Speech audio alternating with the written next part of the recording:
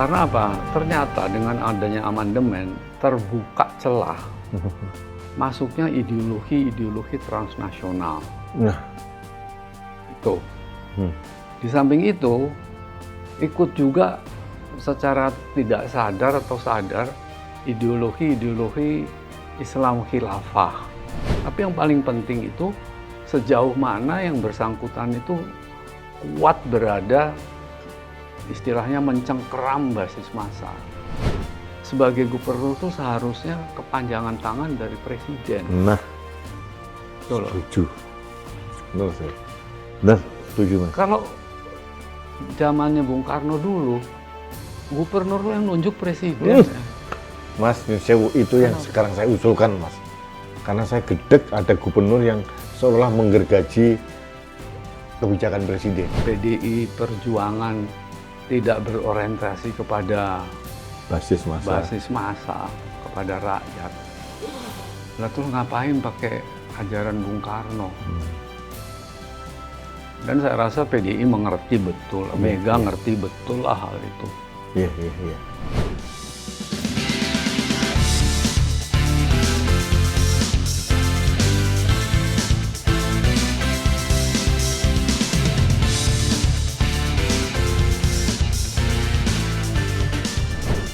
Halo sahabat Indonesia, kita bertemu kembali dalam kanal Anak Bangsa Podcast. Kali ini istimewa. Saya akhirnya bertemu dengan orang yang sering banget saya impikan dan idolakan. Ini adalah putra sulung dari proklamator kita Bung Karno, Muhammad Guntur Soekarno Putra. Saya sudah menunggu kesempatan ini bertahun-tahun Mas Tok. Masa sih? Iya, baru hari ini atas pertolongan dari Mbak Linda dan Pak Rudi, saya dipertemukan dengan beliau dan mau wawancara. Itu luar biasa. Saya agak gugup sebetulnya karena kita bertemu dengan tokoh yang dari kecil, dari SD saya sudah membaca tulisan-tulisan Bung Karno tentang beliau. Karena beliau ini satu-satunya putra Bung Karno yang sering ikut keliling dunia. Sampai ke Amerika. Mas Tok, terima kasih Anda Terima kasih kembali menerima saya. Mas Tok sehat? Alhamdulillah. Masih? Di Rudi juga sehat. Wah, alhamdulillah sehat. Saya sudah antigen negatif, Mas Tok. Iya. Alhamdulillah. Jadi ada beberapa permintaan dari publik yang masuk ke WA maupun ke admin dari kanal Anak Bangsa. Kapan kanal Anak Bangsa mewawancarai Guntur Soekarno Putra? Ya. Karena beberapa hari ini Mas Guntur jadi newsmaker, Wah, yang enggak lah. viral di mana-mana. Karena ini pas tahun politik, Mas Tok. Jadi kalau ucapan seorang Rudi atau yang lain kayaknya biasa-biasa saja. Pada saat statement itu disampaikan oleh seorang Guntur Soekarno Putra, bobotnya beda gitu. Nah, Mas Tok, Apa begitu? oh iya, itu kenyataan Mas Tok. Oh, Itu, jadi makanya orang memburu saya minta tolong Mbak Linda, ayo Mbak Linda, kapan ketemu Mas Tok? ya Nah, syukur alhamdulillah. ya, pertanyaan satu Mas dari teman-teman saya, termasuk saya sendiri. Meskipun saya sudah pernah baca, tapi kayaknya lebih afdol kalau saya harus di antara putra-putri Bung Karno, dari Mas Guntur Soekarno Putra, Ibu Megawati Soekarno Putri, Mbak Rahmawati, kemudian Mbak Sukma, terus yang terakhir Mas Guru, dan kemudian putri-putri yang lain. Untuk putra-putri dari Ibu Fat sama Bung Karno, hanya Mas Tok yang tidak pernah masuk di politik praktis. Yang adik-adik yang 4 semua masuk. Pertanyaannya kenapa? Karena menurut teman-teman yang sepuh-sepuh juga, ideologi Soekarno itu lebih tepat yang menyampaikan adalah seorang Guntur Soekarno Putra. Katanya mereka begitu. Sekarang pertanyaannya, mengapa Mas Tok tidak berniat tertarik masuk ke politik praktis? Ini sebelumnya hadirin pemirsa, Assalamualaikum warahmatullahi wabarakatuh. Ini untuk saya juga suatu kehormatan. Rudi sudah mau mengadakan wawancara langsung kepada saya.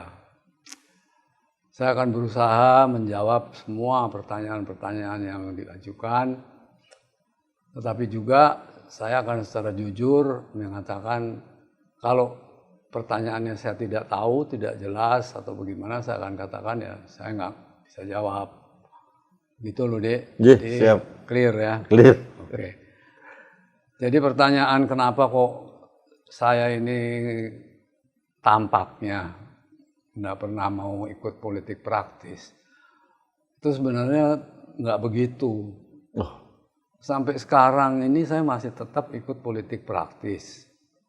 Tetapi saya melakukan politik praktis tidak masuk ke dalam suatu partai. oh, ya.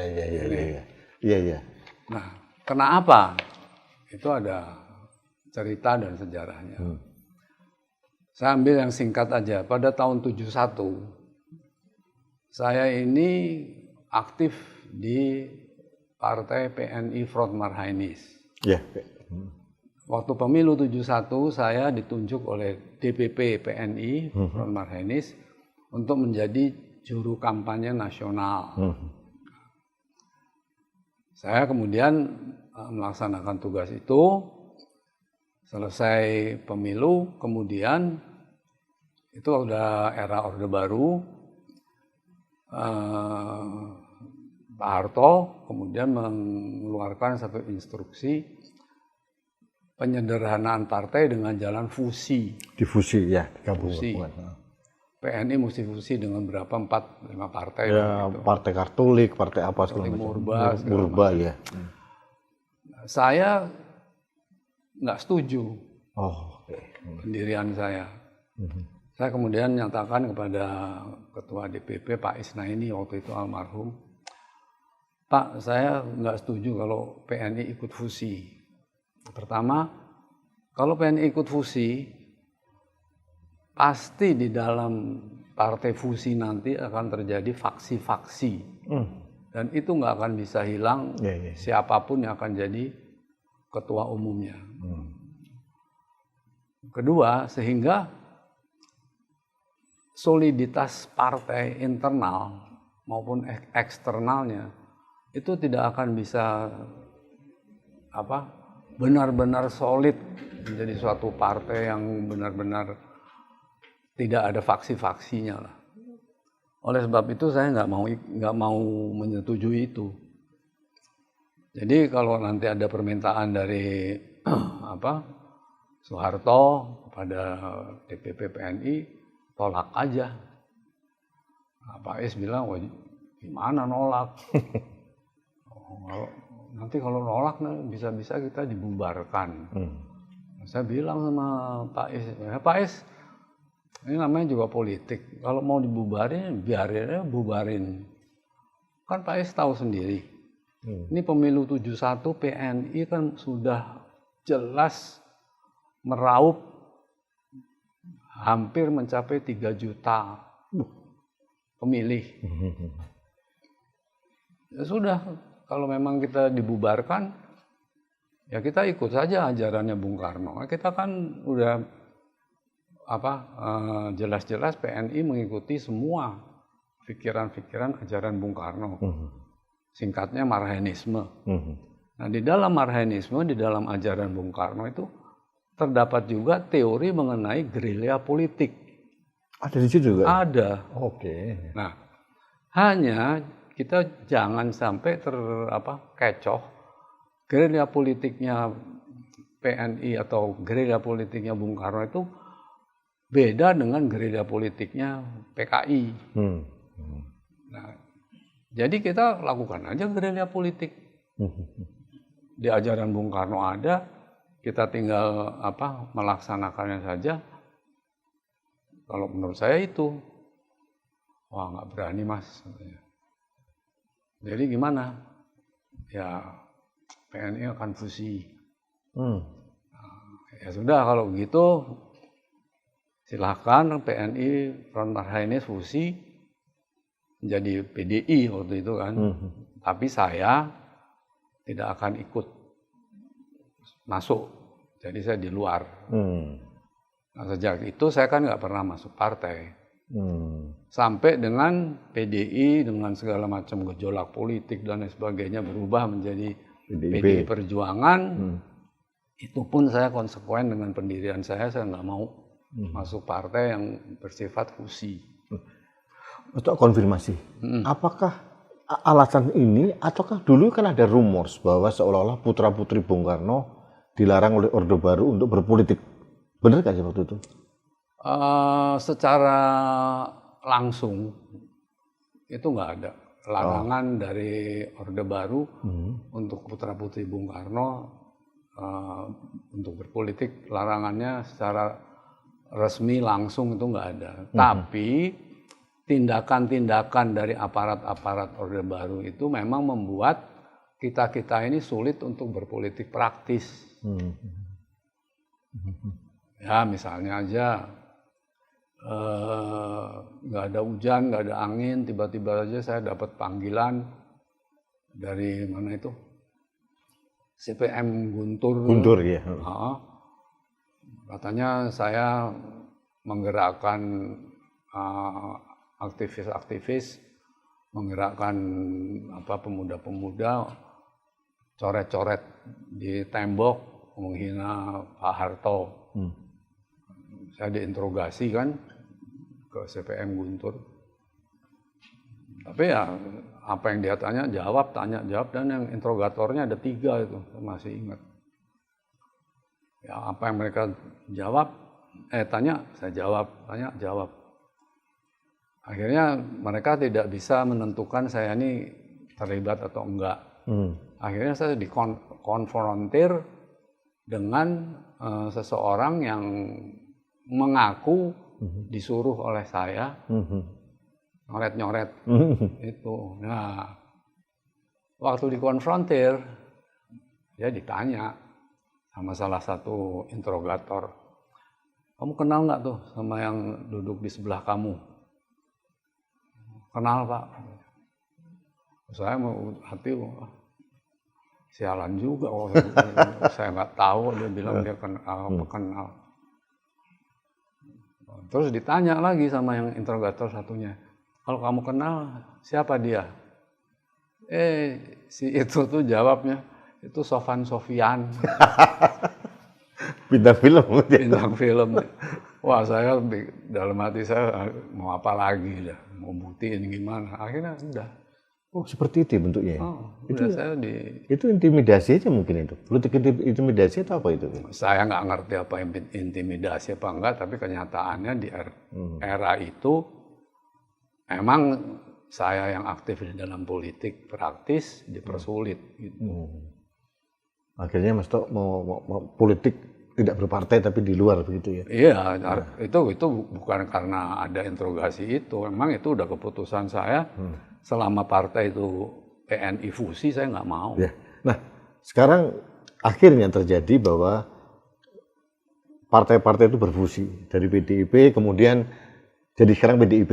Nah, yang membedakan menurut Mas Tok sebagai pengamat politik nih, karena sangat menyelami PNI, Marxisme dan sebagainya, apa yang membedakan PDIP sekarang ini dengan PNI?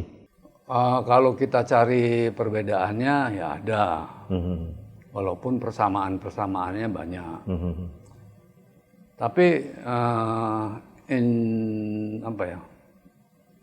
general garis besarnya saja bahwa kita nggak bisa membandingkan antara PNI Bung Karno dulu dengan PDI Perjuangan sekarang. Karena terbentuknya saja sudah beda. Berbeda. Kalau PNI-nya Bung Karno dulu kan pure merupakan partai yang cita-citanya jelas, Indonesia merdeka sekarang, bahkan 3 kali sekarang. Kemudian Bung Karno menyatakan bahwa PNI yang beliau pimpin dulu tahun 27, 29 itu, kan itu merupakan satu partai massa. Jadi belum memikirkan hal lain kecuali bagaimana menggerakkan, mengumpulkan massa sebanyak mungkin ke dalam organisasi. Nah, hal yang ini kan tidak sama dengan apa yang dilakukan atau yang terjadi dengan PDI Perjuangan. Iya. Jadi, tantangannya berbeda. Tantangan berbeda. Zamannya juga berbeda. Zaman berbeda. Jadi Ya. ya nggak bisa banding-bandingkan tuh nggak bisa. PDIP kan selalu menggaungkan partainya wong cilik gitu lah. Apakah ini bisa dikatakan representasi dari marhenisme ini? Begini, seorang wong cilik itu kalau kita pelajari atau kita ikuti ajarannya Bung Karno mengenai teori kelas-kelas di masyarakat, wong cilik ini memang masuk kelas marhaen. Bahkan wong cilik ini juga termasuk yang termasuk kelas proletar. Itu tergantung cara dia berproduksi dan pemilikan. Jadi kalau kita bicara wong cilik itu tidak otomatis kita berbicara mengenai marhaen atau tidak otomatis kita berbicara mengenai marhaenisme. Kita mesti jelas dulu nih wong ciliknya yang mana ini. Apa wong cilik proletar? Apa wong ciliknya ini marhaen? Apa wong ciliknya ini murbais? Ada. Ada. Oke. Nah, kalau sebetulnya esensi dari marhenisme itu apa maksudnya? Esensi maksudnya? Esensi dari isme dari marhen ini kan, kalau marhen kita tahu ada seorang petani di daerah Bapak waktu itu berjalan Jawa Barat. Nah, marhenisme itu kan dijadikan suatu isme oleh Bapak waktu itu. Betul. Nah, jadi Bapak kan punya katakanlah mempunyai ajaran, teori politik, ideologi, sosial, budaya, ekonomi. Tapi pada satu saat Bapak kan memerlukan untuk merealisasi idenya, itu kan diperlukan basis massa. Ide tanpa ada basis massa kan percuma, kosong. Iya. Nah di situ kemudian Bung Karno jalan-jalan kemana-mana ketemu sama petani marhaen. Nah ketemu di situ timbul idenya Bung Karno, kalau begitu nanti basis massa yang saya organisir itu akan saya atau isme yang akan saya ajarkan itu saya namakan marhaenisme sesuai dengan nama petani di Tigareleng itu. Jadi esensinya itu.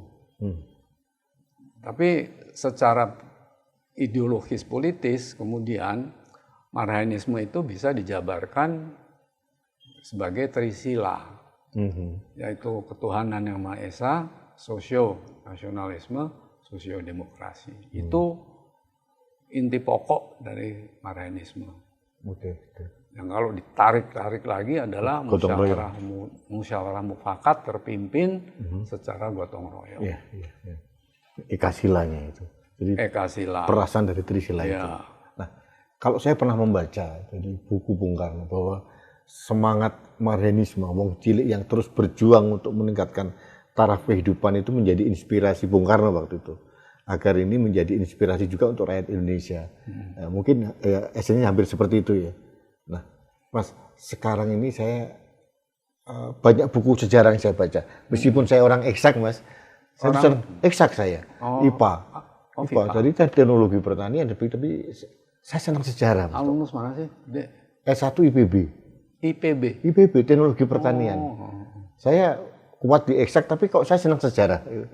Saya baca sejarah banyak. Nah, banyak buku-buku yang saya baca. Agak membingungkan saya adalah mengapa waktu itu Bung Karno membuat suatu ajaran yang namanya Nasakom. Nah, itu sebetulnya semangatnya Bung Karno waktu itu apa ya? Atau untuk menyatukan semua komponen bangsa atau apa gitu? Begini, pola pikir Bung Karno atau ajaran Bung Karno itu kan harus realistis, faktual. Nah, Bung Karno jauh sebelum ada konsep Nasakom, itu kan sudah menulis mengenai nasionalisme, Islamisme, Marxisme. Itu bisa dibaca di bawah Bendera Revolusi jilid 1 ada itu. Nah, Bung Karno dengan adanya idenya mengenai nasionalisme, Islamisme, Marxisme, itu Bung Karno punya pendapat bahwa di dalam tanah jajahan tidak perlu 3 komponen ideologi ini saling geser. Oh, saling bergesekan. Okay, ya. Justru di dalam tanah jajahan ini ketiga ideologi ini dan ketiga kekuatan sosial itu justru harus bersatu melawan sistem imperialisme kolonialisme Belanda yang sedang bercokol. Iya. Nah, di dalam perkembangannya kemudian Bung Karno melihat, apalagi setelah sering keliling dunia dan lain sebagainya, Bung Karno melihat bahwa kita senang atau kita nggak senang, kita memang harus mengakui bahwa dunia ini terbagi dari 3 ideologi besar. Secara faktual seperti itu? Faktual. Iya. Pertama, ideologi nasionalis. Kedua, ideologi agama. Ketiga, ideologi komunis. Itu memang ada waktu itu? Ada. Bagaimana kita mau menyatakan bahwa Lenin dengan Soviet Uninya nggak ada? Nggak bisa. Yeah.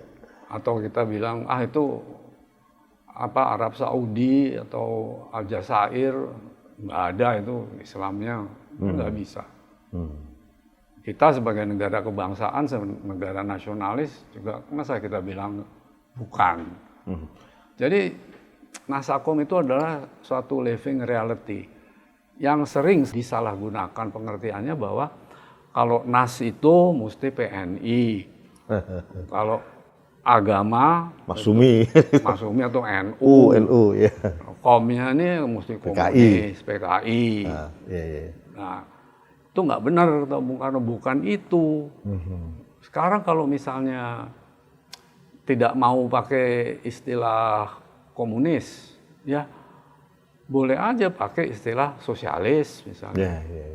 Makanya beliau dalam pidato kenegaraan 17 Agustus 1966 kalau nggak salah, itu kan menyatakan kalau nggak suka Nasakom ya sudah, nggak usah pakai Nasakom. Ganti sosialis. Ganti aja Nasasos, nasionalis. Itu intinya ya tetap gitu, bahwa itu living reality. Yang ada di waktu itu?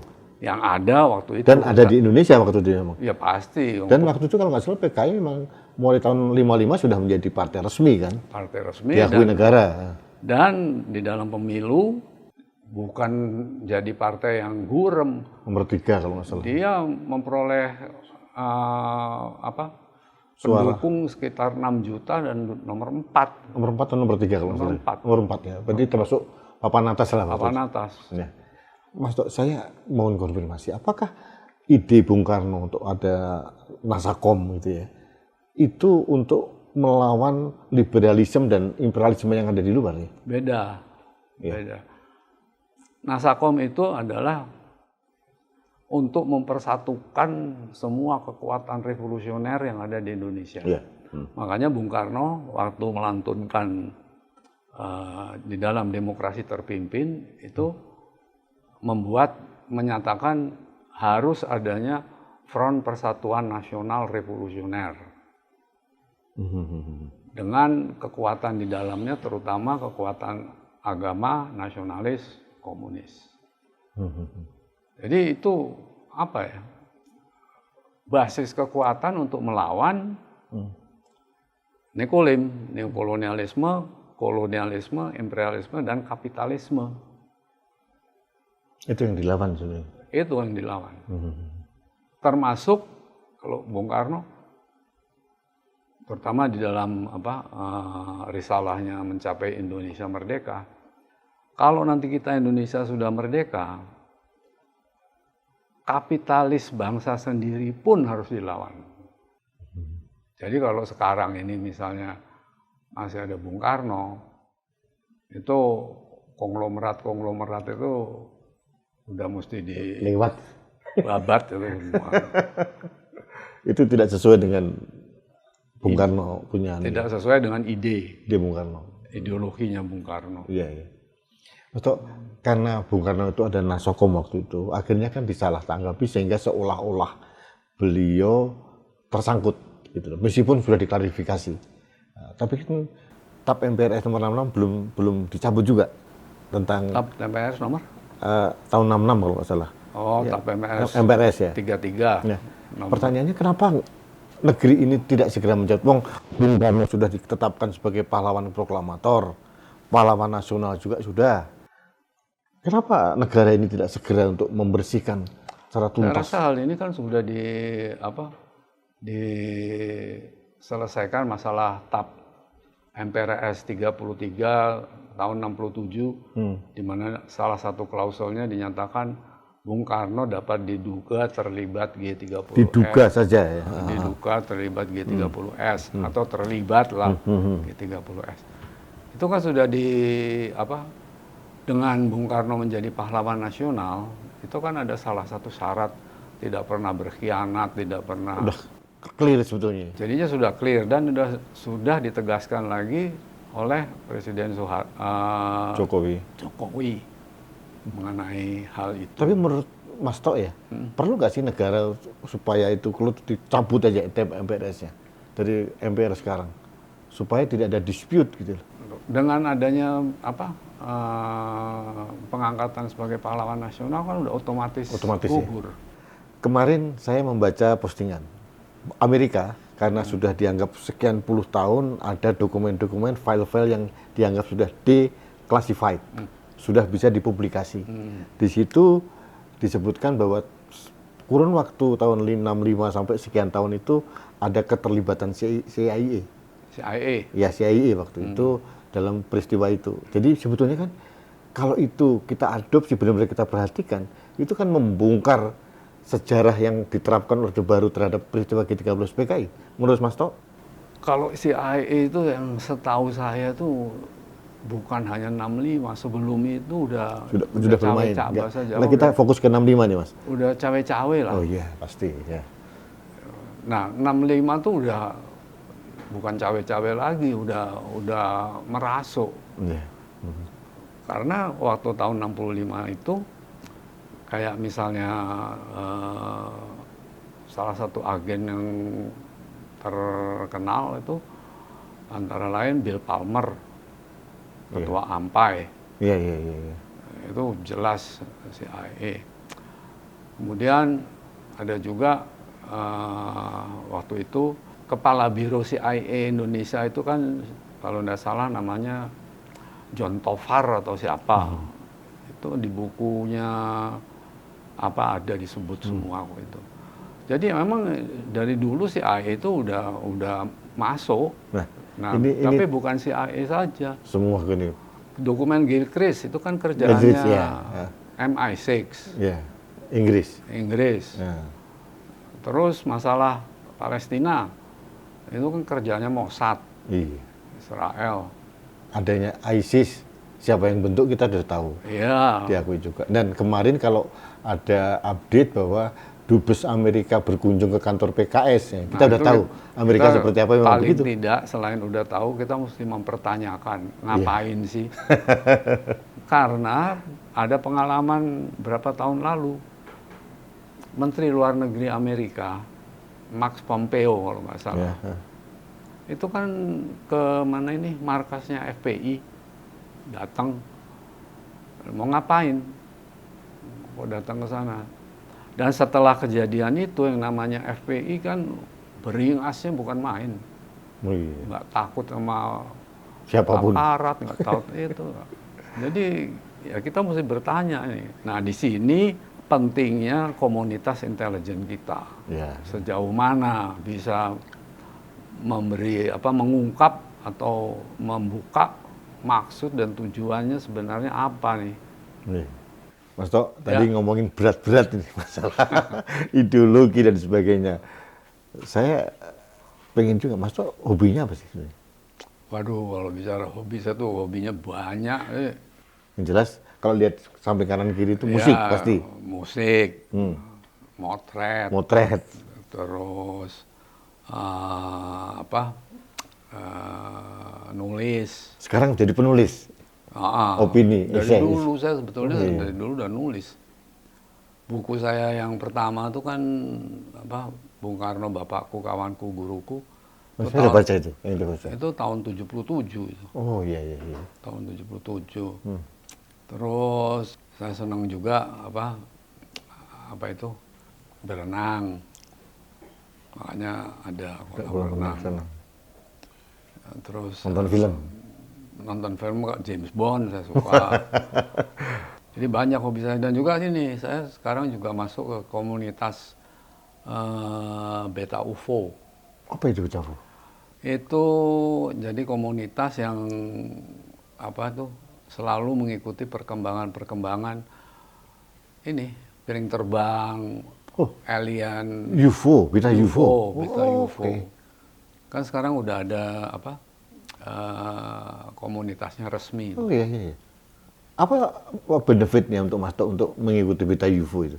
Ya, Hanya menarik, pengetahuan aja. ya menarik kan. Menarik ya. Menarik karena pernah kejadian tahun 80 rumahnya ibu tuh Jalan Sriwijaya waktu itu kedatangan UFO, kedatangan piring terbang. Benar? Bener. Oh. Nah waktu itu salah satu pembantu rumah tangga yang sedang mau bersihkan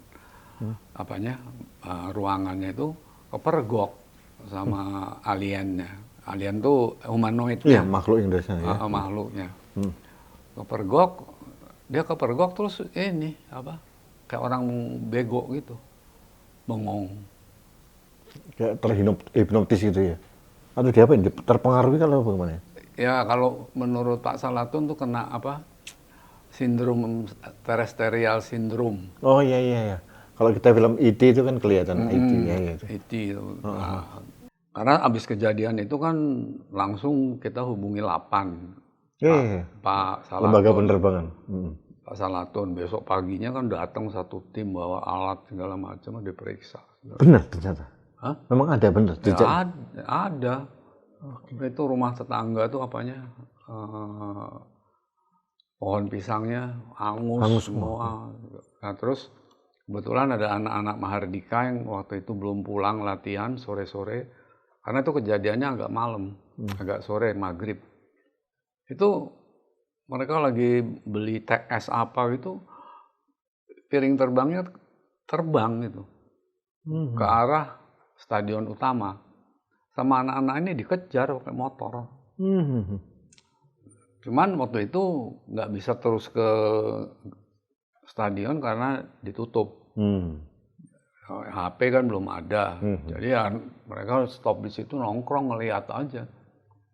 Jadi si piring terbangnya tuh kalau ini stadion, dia hovering aja di atasnya gitu. Berapa menit, tahu-tahu terus hilang. Pertanyaannya, kenapa di rumah Bufat? Itu saya yang jawab Pak Salatun. Pak Salatun nanya, sebelum ini ada apa?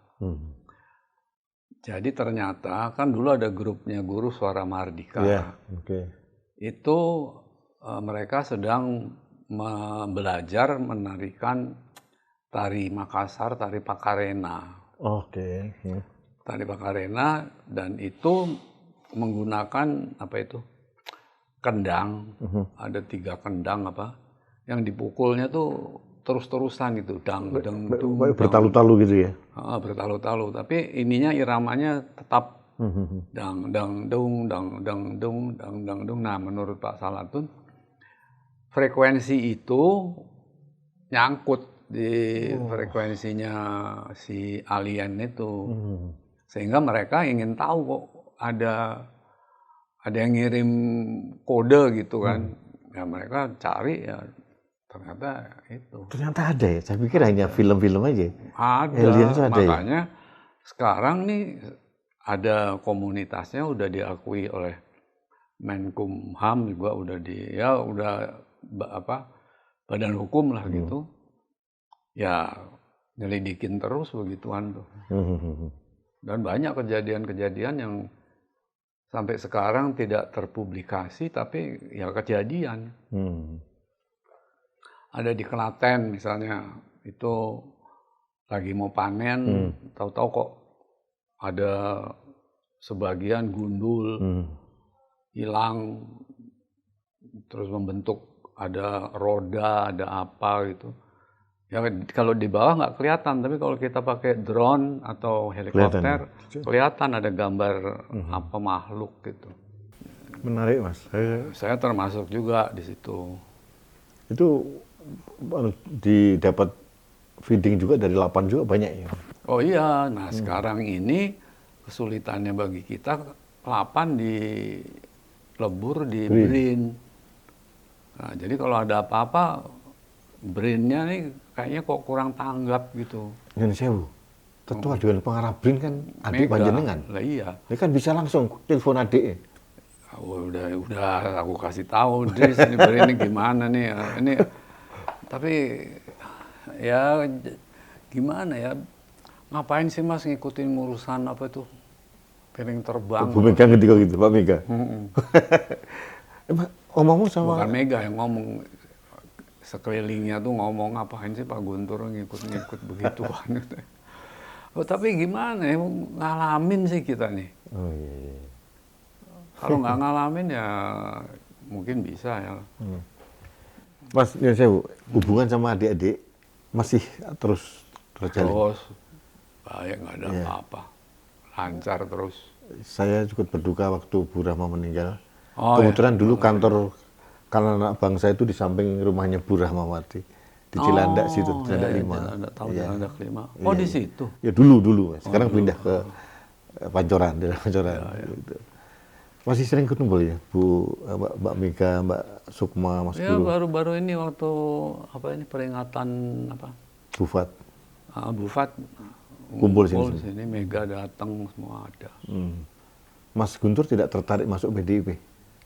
Loh, kan saya udah bilang dari Oh tadi. iya. Siapa tahu menjadi supporting ideologi sang adik. Loh, hubungan saya sama PDIP itu kalau bahasa Jawa kayak gini. Dudu sana, dudu kadang, nanging nek mati aku yang melok kelangan. Jadi bukan saudara, bukan teman, tapi kalau ada apa-apa kita cukup kehilangan juga. Iya. Nah, itu. Ini saya terjemahkan ini Mas.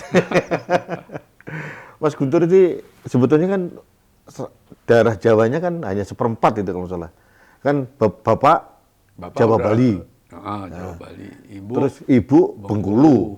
Iya. Jadi kan nggak 100%, tapi kok kenapa Jawanya kental banget ya? Ya, soalnya ya gimana? Dulu pengasuh adik-adik orang Jawa semua. Iya.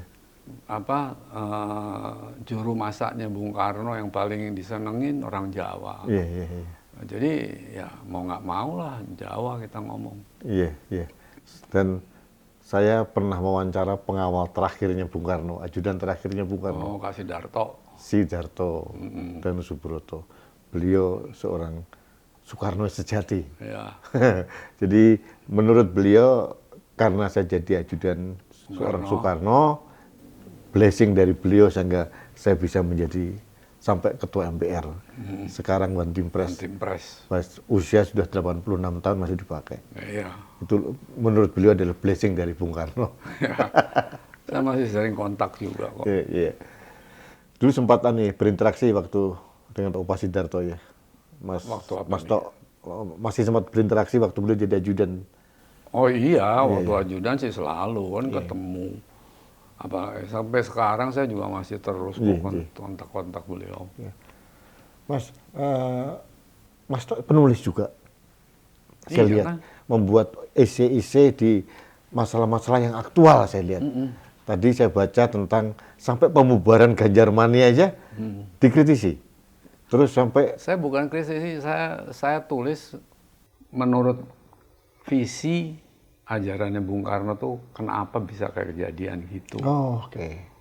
Supaya orang punya apa cakrawala lain, jangan cuman referensinya nih profesor apa luar negeri kok jauh-jauh sih. Mau pakai referensinya Bung Karno aja.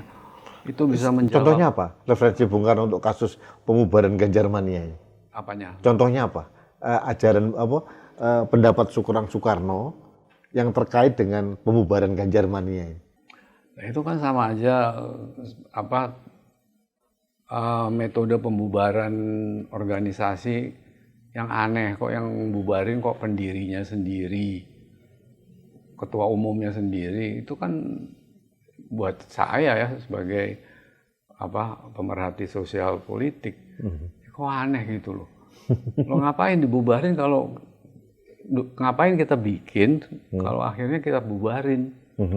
Maksudnya sebelum bikin itu kan udah matang dulu ininya, pemikirannya. Atau mungkin ada teori dari Bung Karno, teori bajing loncat atau bunglonisme gitu. Ya, itu teori Bung Karno mengenai adanya di mana di setiap kurun waktu dunia politik, dunia organisasi partai dan lain sebagainya, organisasi politik. Itu selalu ada yang namanya ya yang tadi di dalam kitab Wejangan Revolusinya Bung Karno itu Bung Karno mengatakan selalu ada yang suka jadi bajing loncat, jadi bunglon, atau yang nggak punya garis tegas secara ideologis. Pasti ada ya Mas ya? Ada itu. Pasti aja itu dalam satu komunitas pasti ada kayak begitu. Pasti ada. Ya contohnya misalnya aja di kalangan Nasrani. Dulu kan Nabi Isa mulai dengan atau mempunyai murid-murid 9. Ada pengkhianatnya. Tapi ada aja. Judas Iskariot. Judas Iskariot ada. Selalu ada. Selalu ada. Bung Karno juga ada pengkhianat nggak waktu itu? Hah? Bung Karno ada pengkhianatnya juga nggak waktu itu? Banyak lah. Yang mengkhianati Bung Karno banyak. Tapi yang tetap Bung Karno juga lebih banyak lagi. Lebih banyak. Iya. Nah, sekarang dari Mas Guntur ini, bagaimana membumikan ajaran Bung Karno ya pada generasi milenial dan generasi Z dan Y ini ya, supaya mereka nyambung, karena mereka kok kelihatannya nyun sewu, pemerintah ini kurang Mbak, di buku sejarah juga kurang komprehensif gitu ya. BPIP mohon maaf ini dengan segala hormat juga belum nampak hasilnya gitu ya. Menurut Mas Tok harus bagaimana ya Mas? Begini, kalau menurut saya salah satu jalan terbaik yang bisa ditempuh pemerintah itu sebetulnya. Dulu waktu saya masih SR, SD, SR, SMP, sampai SMA, itu ada mata pelajaran budi pekerti. Sekarang itu nggak ada. Budi pekerti itu manner ya? Apa itu manner? Budi manner gitu ya, kayak ya, tata budi etika lah. Gitu etika, budi pekerti, mana yang baik, mana yang enggak.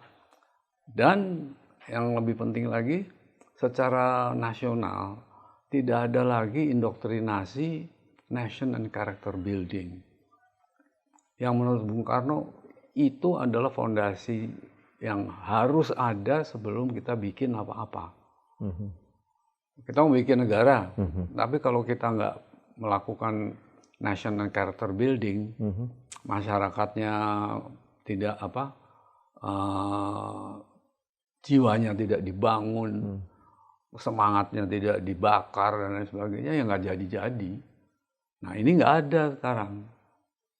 Dulu kan ada panitia pembina jiwa revolusi yang dipimpin oleh Pak Ruslan Abdul Ghani. Nah, tugasnya kan oleh Bung Karno national character building di semua strata.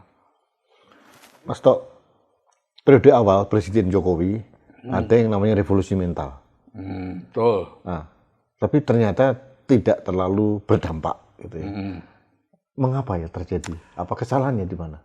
Kalau menurut saya tidak semua isi dari revolusi mentalnya Pak Jokowi waktu itu ya sampai sekarang itu belum dilaksanakan sepenuhnya. Karena revolusi mental itu kalau betul-betul dijalankan itu sebetulnya identik dengan national character building. Tuh. Nah, ini tidak sepenuhnya dijalankan. Ini kan ya jadi nawacitanya Bung Karno kan mau diterapkan sebetulnya ya. Ya. Tapi salah satunya kan revolusi mental ini. Nah, waktu itu memang saya pernah langsung bertemu beliau, memang saya katakan tentang sasarannya. Sasarannya kan hanya ASN dan pegawai BUMN.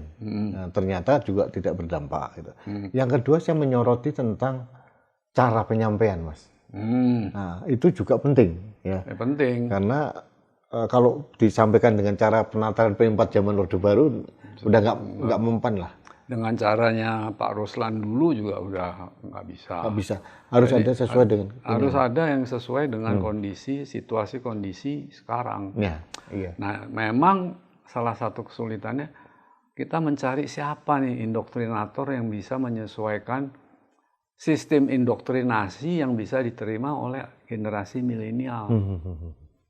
Kan nggak bisa generasi milenial tuh dipaksa, kamu mesti begini, kalau nggak bisa. Nah, ini harus dicari, dan kalau nggak mulai dicari ya kapan?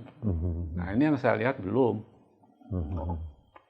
Nah, mengenai yang tadi budi pekerti apa segala macam, ya saya tuh mengharapkan Menteri Mendikbud kita itu mesti turun gitu loh, mesti cawe-cawe. Kalau enggak, ya nunggu siapa lagi gitu. Mas, ada yang menarik, saya juga ingin mungkin Mas Tok bisa membantu memberikan atensi ya tentang Undang-Undang Pendidikan Nasional. Sekarang ini SMP ke bawah, SD dan sebagainya itu di bawah kendali Bupati Wali Kota. SMA Gubernur. Kalau ada terjadi case-case intoleransi atau apapun di SMA atau SMP, pada saat saya lapor ke menterinya gampang. Karena ini di bawah gubernur, Mas, saya nggak bisa apa-apa. Gitu. Ini menurut saya ada kesalahan yang fatal, karena harus ada sistem pendidikan itu harus terpusat secara pusat, Mas. Harus ada kepentingan negara untuk itu. Menurut Mas Tok gimana kayak gitu? Kalau menurut saya bukan hanya pendidikan, tetapi sistem politiknya juga. Nggak bisa. Ini kan makanya saya kan tidak setuju adanya amandemen. Udah 4 kali, Mas. Apa? Amandemen UUD 45 itu 4 kali. Makanya sampai segitu banyak. Nah, karena apa? Ternyata dengan adanya amandemen terbuka celah masuknya ideologi transnasional. Nah, itu. Di samping itu, ikut juga secara tidak sadar atau sadar ideologi Islam khilafah ikut masuk. Nah, ini yang membuat kemudian demokrasi yang sekarang ini berjalan itu sebenarnya demokrasi liberal kapitalistik yang itu di dalam bukunya Wejangan Revolusi Bung Karno menyatakan demokrasinya yang liberal kapitalistik itu sebenarnya demokrasi potret dari pantatnya ekonomi kapitalis. Bung Karno pakai istilah begitu. Saya nggak pakai lah. Nah, jadi yang pertama mesti kita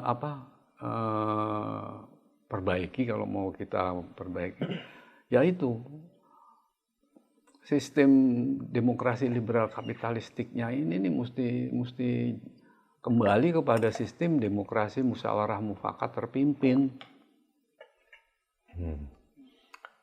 Jadi kalau menurut itu, menurut Mas Tok, ada suara kembali ke Undang-Undang Dasar 1945 itu setuju? Setuju. Oke. Tapi melihat caranya. Oke. Saya nggak mau setuju asal setuju, tapi caranya nanti apa, misalnya kudeta atau apa. Boleh. Udah nggak benar itu. Apalagi kudeta merangkak. Kudeta merangkak udah nggak cocok. Mas Tok, ini tahun 2023. Kurang dari setahun kita akan mendapatkan presiden terpilih. 11 bulan. Udah 11 bulan lah sekian. saya mohon pencerahan. Kriteria, yang bicara kita kriteria capres pengganti Pak Jokowi yang ideal untuk Indonesia sekarang itu seperti apa menurut Mas Tok? Kalau bicara soal itu, ini lepas dari individu ya. Iya. Kita nggak usah bicara individu nih. Ini kita bicara kriteria. Kriteria, ya. Kriterianya tuh seorang presiden Indonesia atau capres yang harus maju itu, kalau menurut saya, yang benar-benar harus kuat berada di basis massa. Jadi untuk saya mengenai tingkat elektabilitas, kemudian katanya lagi intelektualisme dan lain sebagainya, buat saya itu nomor 2. Walaupun bukan saya mengatakan itu nggak penting, itu penting. Tapi yang paling penting itu sejauh mana yang bersangkutan itu kuat berada, istilahnya mencengkeram basis massa. Kalau ideologi penting nggak ya bagi yang bersangkutan? Ideologi dan rekam jejak juga penting. Ideologi itu syarat nantinya kedua, tapi yang pertama dia mesti mencengkeram basis massa dulu. Di dalam cengkeraman itu, nah dia bisa melaksanakan ideologi yang betul-betul, kalau saya sebagai Soekarnois, ideologi yang betul-betul mengikuti ajaran-ajaran dan pemikiran-pemikirannya Bung Karno. Terutama di basis massa. Karena gimana pun juga kan nanti yang menentukan jadi apa enggaknya kan basis. Rakyat. Ya, rakyat. Makanya ada ungkapan Vox Populi, Vox Dei. Suara rakyat adalah suara Tuhan. Nah, di sini kita variasinya adalah suara basis massa adalah suara Tuhan. Jadi itu yang mesti diikuti. Terlepas siapa itu orangnya. Ideologi penting yang bersangkutan. Penting. Rekam jejak. Rekam jejak itu apa? Rekam jejak itu pengalaman yang bersangkutan. Misalkan ini orang yang pernah dulu masuk penjara. Terus ada yang pernah melakukan politik identitas misalnya. Itu masih penting nggak untuk diwaspadai menurut Mas Tok? Itu penting. Tapi kalah penting di dalam masalah cengkeraman di basis massa. Itu bukan yang nggak penting untuk dipertimbangkan ya. Tapi kalau dia nggak mencengkeram basis massa, tidak kuat di basis massa, udahlah jangan jadi presiden.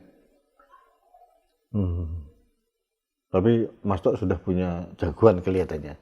Nggak perlu disebut tapi sudah tahu saya. Ya, kan udah nyebar kemana-mana. Itu. Nggak usah dibahas, nanti banyak yang kemeriang. Kenapa? Nggak usah dibahas lagi, nanti banyak yang kemeriang nanti. Mas Tok, kesan Mas Tok terhadap Pak Jokowi selama hampir 10 tahun beliau ini memimpin. Kesan seorang Guntur Soekarno Putra apa? Ya begini, saya tuh mulai katakanlah berhubungan atau kenal dengan Pak Jokowi itu kan sejak mulai jadi gubernur DKI. Jakarta, iya. Terus sampai sekarang komunikasi masih terus jalan. Dan dari apa yang saya lihat, apa yang dikerjakan Pak Jokowi, terutama untuk masalah pembangunan infrastruktur, hilirisasi, kemudian larangan ekspor barang mentah, terutama nikel segala macam. Kemudian berhasilnya kita di Freeport mayoritas shareholder, majority segala macam. Belum lagi suksesnya G20 dan lain sebagainya. Semua ini kan sebetulnya hal-hal yang sangat dibenci oleh kekuatan-kekuatan neokolonialisme dan imperialisme. Jadi sebetulnya apa yang dilakukan Jokowi itu sebetulnya sudah betul-betul sesuatu yang anti kepada neokolonialisme dan imperialisme sebagaimana Bung Karno dulu lakukan. Cuman langgamnya beda. Mungkin karena Bung Karno itu Jawa Timuran, Pak Jokowi Solo. Jokowi Solo. Nah, jadi ya Pak Jokowi apa ya Solo lah sama Jawa Timuran kan Beda, Mas. ada persamaan tapi ada perbedaan Iya. langgam. Iya, iya. Bukan esensi politik tapi langgam. Iya, iya, iya.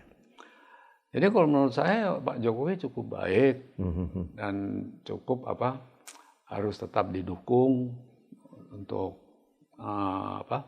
selesai sampai selesai. Namun tetap saya tidak setuju kalau Pak Jokowi ada usaha-usaha mau diperpanjang jadi 3 kali. Itu saya nggak setuju karena Alasannya? jelas-jelas itu melanggar konstitusi yang berlaku. Jadi kita bagaimanapun juga harus tetap berpegang pada konstitusi.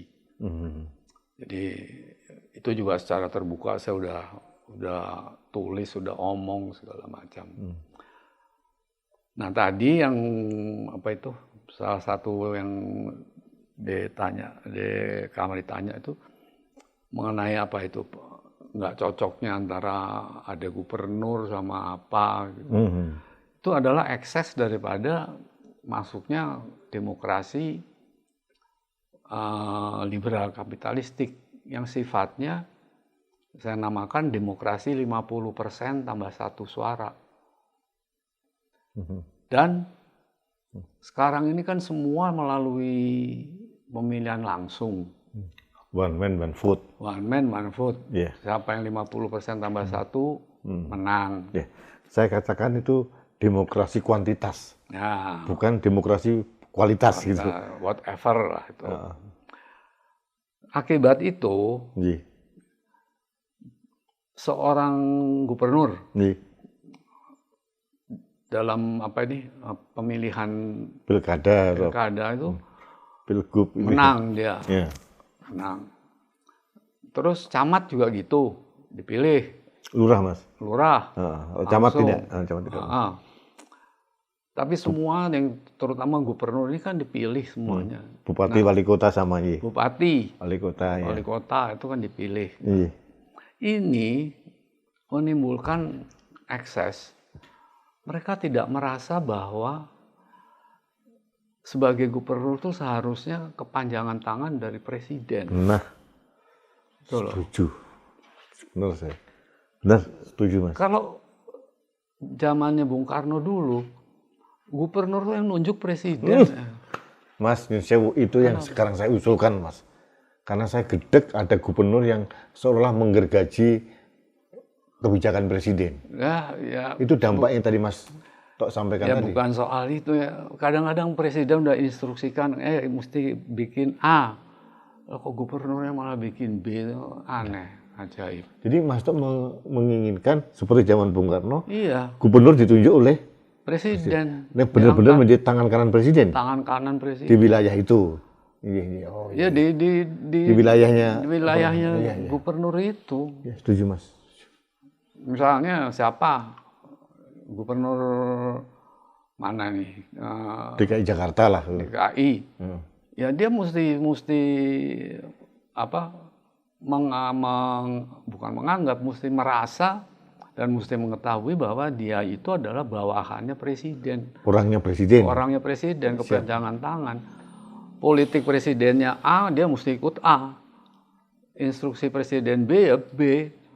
Nggak boleh beda. Nah ini ya terjadi akibat tadi itu amandemen. Kata orang reformasi kebablasan. Betul. Udah reformasi kebablasan, terus juga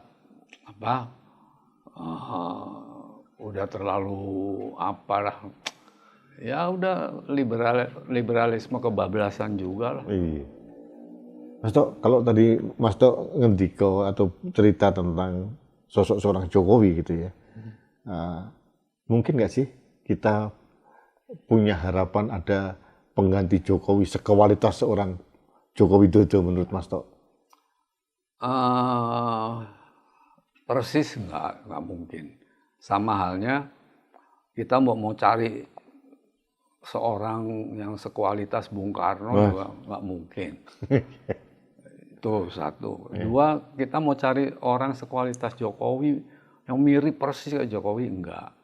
Ini yang penting masalahnya, semua program yang baik sudah dilakukan oleh Jokowi, presiden yang sekarang ini, apapun itu, oleh penerusnya bisa diteruskan.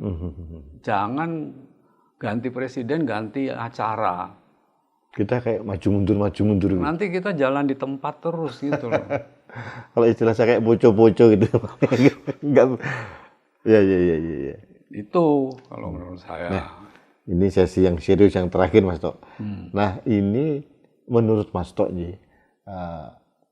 tantangan dan ancaman ideologi transnasional, terus kemudian kelompok-kelompok pro ideologi khilafah, itu masih perlu kita khawatirkan atau tidak sih menurut Mas Tok?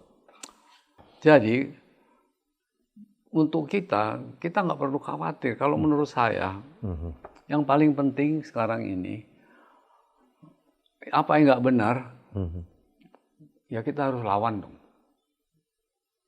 Kita nggak setuju sama politik oligarki atau sistem liberal kapitalistik. Kita bilang nggak setuju, tapi kita diam aja. Nggak berbuat apa-apa. Nggak berbuat apa-apa kan percuma. Iya. Jadi sekarang ini apa yang harus dikerjakan oleh terutama kekuatan-kekuatan patriotik Soekarnois, itu bagaimana mempersatukan semua kekuatan-kekuatan patriotik Indonesia ke dalam satu barisan Front Persatuan Nasional Patriotik untuk melawan hal-hal yang tadi itu. Jadi harus dibentuk Front Persatuan Nasional Patriotik ya? Patriotik Soekarnois Ya. sebagai pelopor. Karena kekuatan patriotik itu jangan dibatasi aja cuman misalnya saja partai A atau partai B atau kelompok A, kelompok B. Itu di mana-mana ada kekuatan itu. Nah, ini yang harus kita persatukan ke dalam suatu barisan yang kuat sekuat baja untuk melawan yang tadi. Kalau didiamin ya ndotro. Nggak tahu bahasa Indonesianya ndotro. Ndotro itu ya semakin merajalela. Nah, itu. Merajalela. Tapi menurut Mas Tok, negara sudah berbuat sesuatu supaya nggak ndotro atau merajalela nggak sih sekarang ini? Kalau ditanya negara, saya mengatakan belum maksimal. Oke. Tapi kalau ditanya Jokowi sudah berusaha ke arah sana. Cuman belum berhasil secara maksimal juga. Oleh sebab itu harus dibantu dengan tadi. Kita membentuk suatu Front Persatuan Nasional Patriotik Soekarnois sebagai pelopornya. Itu harus kita persatukan. Karena misalnya kita bicara di kekuatan Islam Khilafah. Mereka itu ada kekuatan patriotik di dalamnya. Ada yang militansinya ada itu, militan benar. Militansi yang mengikuti, yang tetap mau mempertahankan Pancasila 1 Juni dan Undang-Undang Dasar Revolusi yang asli ada di dalam kekuatan khilafah itu.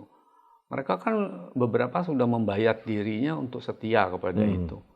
Nah, hal ini mereka ini termasuk kekuatan patriotik, ya jangan rangkul dong. Jangan didiemin. Kita rangkul. Ada lagi misalnya di kekuatan pemuda yang patriotik kan banyak gitu. Walaupun mereka taunya cuma Jinmin, Jungkook, BTS. Tapi di dalam itu kekuatan patriotiknya banyak. Ya itu kita mesti persatukan sehingga menjadi suatu barisan front persatuan yang kuat untuk menghadapi yang anti kepada kekuatan patriotik tadi. Artinya kekuatan bela negara warga bangsa ini harus ditingkatkan, ditumbuh kembangkan terus. Mas Tok kok hafal bener dengan artis-artis Korea itu? Kenapa itu? Sampai Jungkook segala macam? Atau benar-benar kegundahan, kekhawatiran terhadap derasnya Korean culture gitu? Ini kan saya kan ya elek-elek, oh masih bisa lah dikatakan pemerhati sosial, politik. Loh, Bukan lele apa, sudah pintar. bukan. Ya sebagai itu kan saya kan memperhatikan gimana, misalnya aja ibu-ibu atau gimana. Ibu-ibu tuh kadang-kadang beberapa periode yang lalu tuh ngikutin serial apa itu? Drakor, drama Korea. Drama Korea dari pagi sampai malam, nggak bosan-bosan. Nah, saya kan mikir lama-lama ini gimana. Nah, terus nanti teman-teman cucu-cucu segala macam Mengidolakan Korea. Korea belum apa-apa kok, Jungkook, Jimin. Akhirnya saya kan mesti tahu. Saya kadang dialog. Supaya nyambung terus ya. Iya, kan mesti gitu. Dengan lintas generasi. Mm-mm.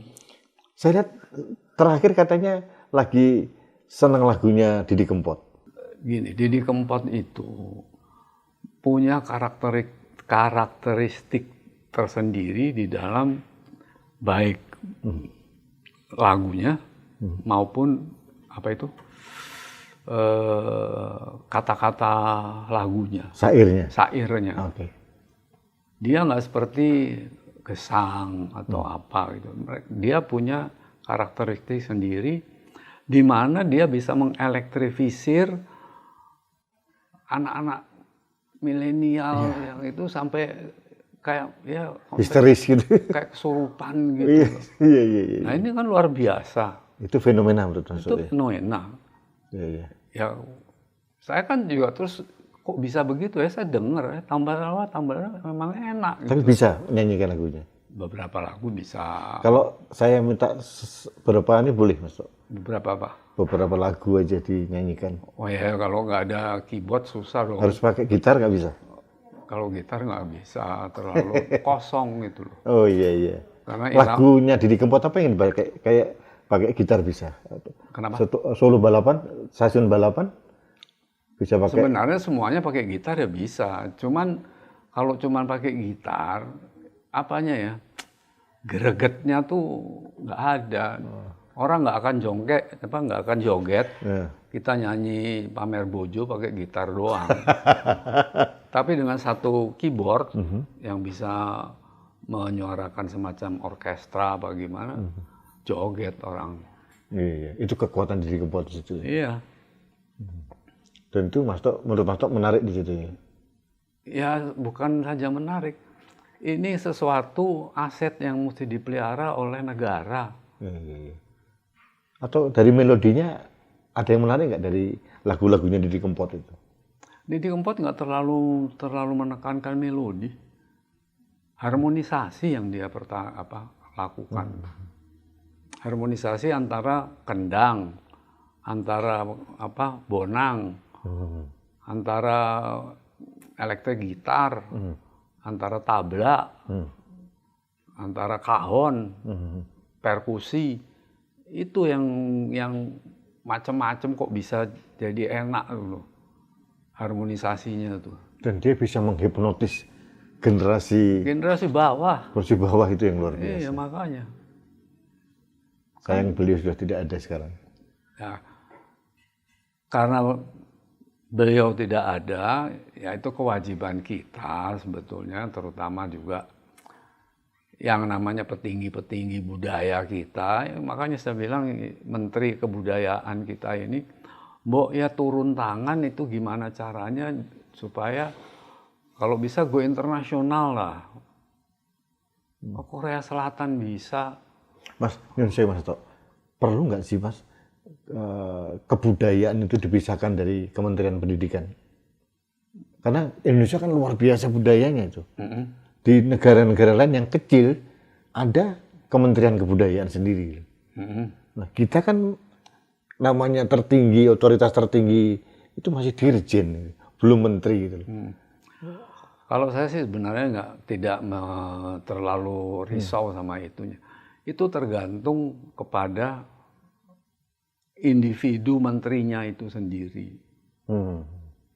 Mbok kasih jabatan khusus Menteri Kebudayaan, Kalau dianya sendiri Nggak punya goodwill, nggak punya feeling budaya, nggak punya passionnya nggak ada. nggak denger musik aja jarang atau gimana ya percuma.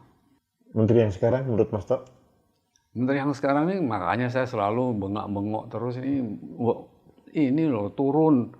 Yang itu tadi saya minta pertama yang penting budi pekerti masuk lagi ke kurikulum sampai perguruan tinggi. Kedua national character building adakan lagi. Kan saya udah terbuka itu minta ke Nadiem. Ya, mudah-mudahan didengar. Mas Tok, yang terakhir, saya mau pamit, tapi saya mohon pencerahan dari Mas Tok. Tahun ini, menjelang bulan-bulan ini kan tahun politik nih, Mas. Nah, sebenarnya semua tahun ya tahun politik. Oh iya. Tapi katakanlah menjelang kampanye nanti November gitu ya. Terus Oktober pencalonan, nanti tanggal 14 Februari juga pencoblosan. Nah, untuk menghadapi itu supaya tidak terjadi perpecahan di antara kita sebagai anak bangsa, sikap seperti apa yang harus kita miliki? Tadi kan sudah saya nyatakan, yang paling penting kita mesti bentuk Front Persatuan Nasional Patriotik. Soekarnois. Pelopornya yang Soekarnois. Kalau itu terbentuk, udahlah mereka jempalitan, Ekolim jempalitan, mau gimana, aman. Hanya memang seperti yang Pak Jokowi minta, supaya suhu politiknya jangan panas, jangan terlalu panas, adem-adem. Nah itu terus terang menurut saya nggak mungkin. Pasti ya? Pasti panas. Pasti. Sekarang aja gerah. Nah, 11 bulan lagi, wah ya mesti. Ini AC barangkali udah mesti berapa. Ini kita semua lagi menunggu, sebenarnya bukan hanya saya kira hampir semua menunggu keputusan dari PDIP tentang Capres. Nah ini yang menurut saya menjadi faktor yang menentukan nantinya. Karena adiknya Mas Tok, Ibu Mega belum memutuskan, kita tunggu saja. Saya percaya dengan kebijakan seorang Ibu Megawati Soekarno Putri. Pasti inline dengan suara rakyat ya Mas Tok ya? Pasti ya? Harus. Ya. Kan optimis ya Mas? Bukan masalah pasti, harus. Kalau nggak harus, rugi sendiri ya PDIP ya? Kalau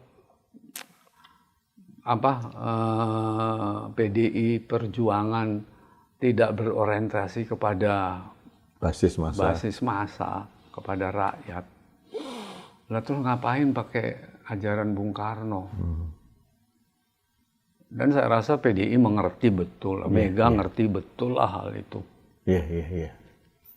Saya lihat Pak Sekjen PDIP juga Soekarnois benar-benar. Iya, pokoknya itulah. Kita nggak perlu lalu was-was apa gimana. Optimis ya Mas ya? Optimis, Siap. nomor 1 optimis. Siap. Mas Tok, matur suwun waktunya. Monggo. Jadi saya nanti sendiri kita juga sehat. terima kasih dikasih kesempatan. Wis, saya pengen Soalnya banyak saya udah sering melihat ininya kan. opini Rudi. Opini Rudi yang mulainya pakai jeblok gitu. Itu maksudnya apa itu? Aduh, ini orang editor saya yang buat, ini nggak tahu. Saya matur suwun sangat. Sahabat Indonesia, demikian wawancara saya dengan Muhammad Guntur Soekarno Putra. Beliau adalah putra sulung dari Bung Karno, dan banyak hal yang diberikan oleh beliau tentang pencarian kita sebagai bangsa. Mudah-mudahan ini menjadi pembelajaran buat kita dan menjadi pencerah buat kita. Yang penting bagi kita yang disampaikan oleh beliau bahwa kita sebagai bangsa harus tetap bangga menjadi bangsa Indonesia. Terima kasih sahabat Indonesia, kita bertemu kembali dalam kanal Anak Bangsa Podcast selanjutnya. Sampai jumpa.